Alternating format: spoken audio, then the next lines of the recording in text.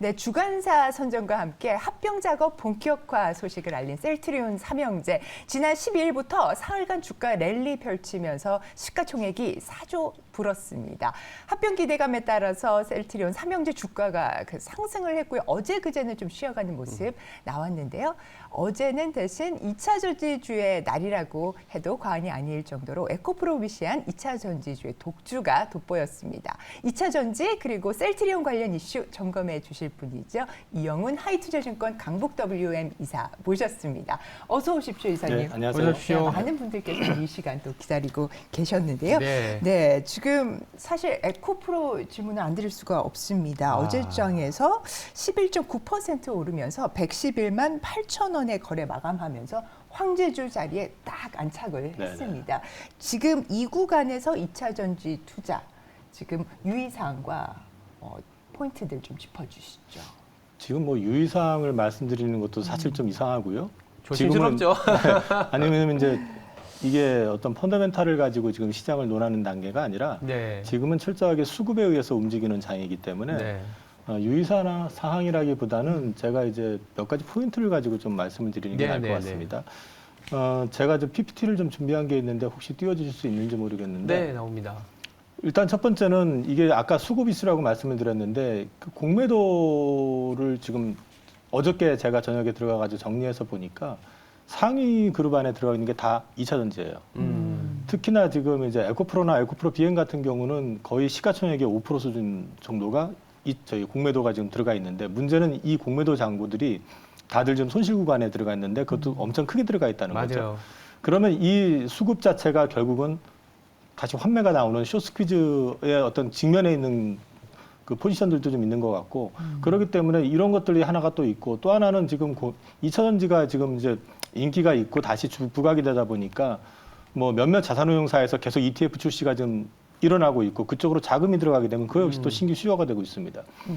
여기에 지금 뭐 어떻게 보면 결과적으로 이 2차 전지 주식들한테는 우호적인 어떤 흐름이 됐지만 에코프로 관련된 주식 같은 경우는 대부분의 증권사에서 지금 그 신용이나 대출이 안 되고 있다 보니까 급매물이 없습니다.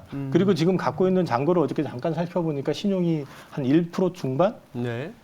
또 역으로 지금 공매하고 다른 거는 엄청 큰 차익을 지금 실현하고 있기 때문에 급매물이 나올 가능성도 제한적이거든요. 여기에 MSCI 또 이제 편입 이슈가 있기 때문에 지금은 이걸 가지고 그 속도의 차이는 좀 논할 수 있지만은 뭐 뭘 조심해야 된다 이런 걸 지금 얘기할 단계는 아직은 좀 아닌 것 같아요. 일단 수급 이슈가 어떻게 보면 지금 2차 전지 특히 코스닥의 대장주인 에코프로 BM을 좀 떠받치고 있다. 뭐 펀더멘탈이야 뭐 사실 성장이 있고 그런 건 알고 있는데 그 높이가 사실 좀 문제 있잖아요. 근데 그 수급 이슈는 이게 좀 어렵지만 뭐 7, 8월에 대한 그러면 약간 그 온고잉 그 수급은 계속 살아있다 이렇게 보시는 건가요? 일단 저는 급하게 물건이 나오진 않을 것 같고요. 급하게는 안 나온다. 네, 그렇게 되면 거꾸로 주가가 움직이면 움직일수록 이제 공매도 쪽에서 이제 스퀴즈가 나올 가능성이 있고, 그 다음에 이제 그 선제적으로 좀 MSCI 편입 전에 이제 결정이 나게 되면 들어올 수 있는 물량들도 있기 때문에 그런 것들 때문에 속도의 어떤 그 가속 여부는 좀 차이가 있을 수 있지만 기본적으로 지금 아직까지는 좀 우상향에 대한 그림은 유효하다고 보고 있고 2주 전에도 왜 이 비슷한 얘기가 한번 있었는데 여기서 그때도 조정 시에는 좀 매수 구간인 것 같다. 지금도 아직까지는 매도를 뭐 섣불리 판단할 구간은 아닌 것 같습니다. 알겠습니다. 매도를 섣불리 판단할 구간은 아니다라고 말씀을 주셨습니다. 그렇다면 이제 또 우리가 코스닥 하면은 2차 전지가 좀 핫하지만 어떻게 보면 3분화되어 있거든요. 이제 코스닥은 이제 2차 전지 그리고 엔터 그리고 이제 제약바이오인데 제약바이오도 이슈가 좀 있습니다. 실적 이슈도 있지만 셀트리온 그룹에 대한 얘기를 안 할 수가 없는데 합병이 이제 이슈가 되고 있어요. 근데 합병이 성공 여부에 따라서 이제 긍정적인 효과도 있고 아니면 좀 약간 불안한 요인도 있다 이렇게 말씀을 하시는 분들도 계시거든요. 이 부분은 좀 어떻게 보세요? 일단 저 PPT를 좀 순서대로 좀 올려주시겠습니까? 네네네. 일단은 이 어저께 갑자기 또 급락을 했잖아요. 네. 그게 이제 합병 무산의 가능성도 살짝 나온 것 같고요. 네. 그다음에 이제 실제로 합병 후에 그 기대만큼 주가가 오를 수 있겠느냐에 대한 우려감도 좀 반영이 된 것 같고, 때마침 2분기 실적이 생각보다 그 좋지는 않을 것 같다. 네.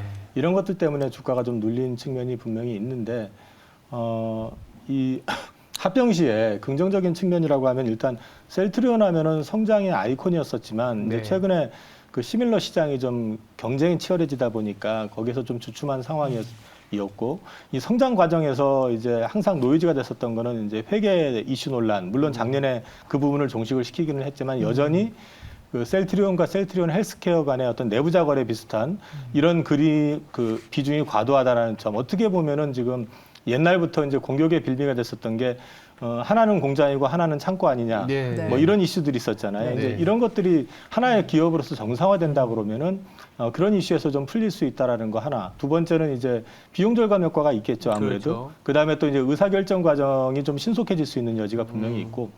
또 한 가지는 이제 합병을 통해 가지고 서정진 회장의 팬덤에 대한 기대감. 그러니까 이건 팬덤이라는 게 다시 사람에 대한 어떤 기대감이라기보다는 바이오 시밀러를 아무도 주목하지 않았을 때 이쪽을 개척했던 것처럼 이번에 서정진 회장이 복귀를 하시면서 말씀하셨던 거는 이제 신약 개발에 대한 이슈를 말씀하신 적이 있거든요.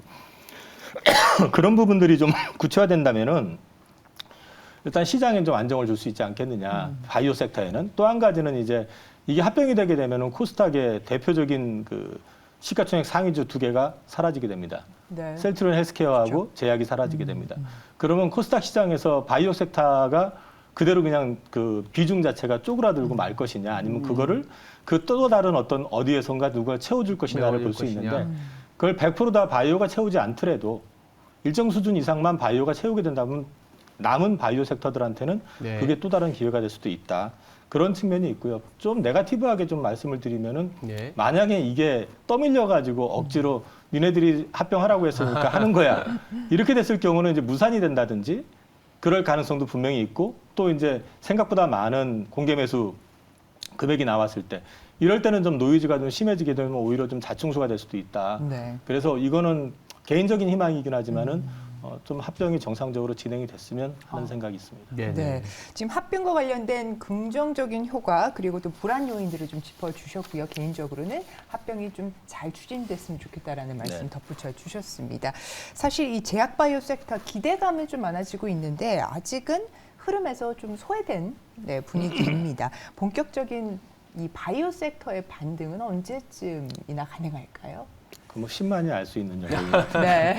네, 저는 제가 개인적으로 바이오를 되게 많이 스터디를 했었고 그 이유 중에 하나는 옛날에 이제 방송에서 말씀을 드렸지만 첫 스타트에서 하한가를 먹으면서 시작을 했었기 때문에 네.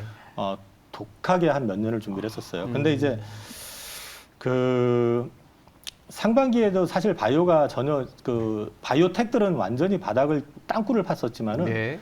아직까지 섹터 분류가 되지 않았던 의료 장비 쪽은 굉장히 신고가가 나오면서 네. 엄청나게 크게 올랐었거든요.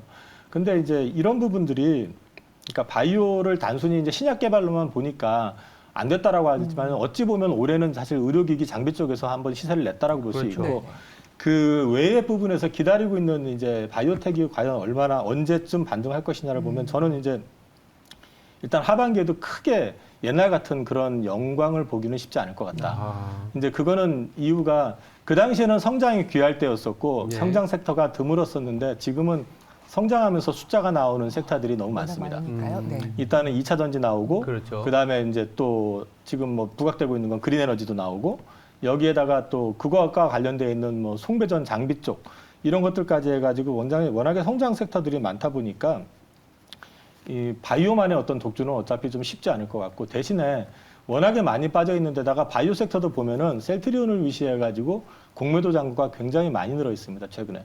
그래서 이 부분을 감안해서 본다 그러면 하반기에 일단 금리가 지금은 7월은 거의 인상이 확정인데 네. 이제 터미널 레이트 얘기가 계속 나오고 있고 사실 저 개인적으로는 데이터 디펜던트 하면 7월도 안 올리는 게 정상인데 그렇긴 하죠. 네, 뭐 그건 어쨌든 지금 분위기로 올라가는 거니까 네. 그렇다고 보면은 이제 금리의 상단에 대한 부분은 거의 마무리가 된다고 하면은 일단 숨통은 좀 트이지 않겠느냐. 그리고 이제 하반기 지금도 보면은 이제 나오고 있는 게 라이센스 아웃이 드라마틱한 게 올해는 없었는데 네. 임상 관련해 가지고 주목할 것들이 하반기에 좀 몇 가지 이슈들이 좀 나오는 것들이 있습니다.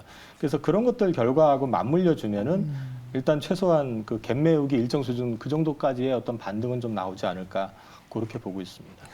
네, 뭐 갭 메우기 그리고 뭐 이제 성장이 희귀했을 때는 제약바이오가 좀 그러니까요. 주목을 받았지만 말씀하신 것처럼 배터리, 그린 그리고 이제 제약바이오 내에서도 뭐 의료기기 장비 쪽은 상당히 좋은 분위기이긴 한데요. 어쨌든 전체적으로 좀 소외되어 있다 이런 얘기들이 나오고 있습니다. 하반기에 그래도 갭 메우기 나오는 섹터를 좀 바라볼 때 우리가 그래도 좀 체크 포인트가 있을 것 같아요. 이런 부분은 좀 체크하면서 투자하자. 어떤 게 있을까요? 일단 제약바이오 중심으로 좀 말씀을 드리면 네. 이제 그 앞서 말씀드렸지만은 이게 이전과는 달리 지금 성장의 그림이 확연한 특히 정부 주도의 성장이 확연한 섹터들이 많기 때문에 제약바이오를 옛날처럼 이른바 대박 섹터다 해가지고 그렇게 접근하셔서는 안 되고 네. 제약바이오는 꾸준하게 스터디를 좀 해가시면서 대응을 하셔야지 자기도 모르게 물려가지고 장기 투자하는 거는 되게 위험합니다, 사실은요. 네. 그렇기 때문에 꾸준히 업데이트가 자신 없으시면은 뭐 안 하시는 게 나을 수도 있고요. 다음에 이제 그 가급적이면 그 잘 아는 섹터를 해라. 흔한 아는 거. 섹터? 뭐 이제 흔한 질병이라고 그러면 많이 알려진 게 뭐 암이나 당뇨나 이런 거 있잖아요. 네. 그래서 제가 용어를 좀 어. 쉽게 정리를 해가지고 비어게인. 비어게인이라고 적어놨는데요. 이 비는 사실 제가 자기적으로 한 겁니다. 왜냐하면 그게 용어가 네. 지금 저도 뭐 엔세팔로파티 뭐 이런 식으로 어렵네요. 해가지고 어려운데 뇌질환, 네. 이게 뇌질환이거든요. 네. 근데 이제 그 뇌와 관련됐기 때문에 이제 브레인이라고 해서 제가 비로 이제 잡아놓은 거고요. 네네. A 쪽은 이제 항암제 쪽에서 표적 항암제. 항암제. 이게 글로벌에서 지금 가장 M&A가 많은 섹터입니다. 그렇죠. 네.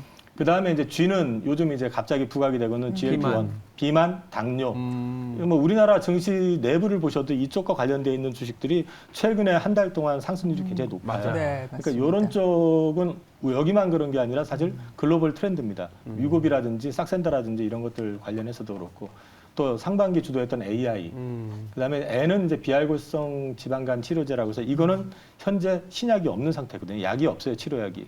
근데 이제 이것 관련해 가지고 현재 우리나라에서도 그 모 제약사에서 지금 임상을 지금 글로벌 임상을 하고 있고요.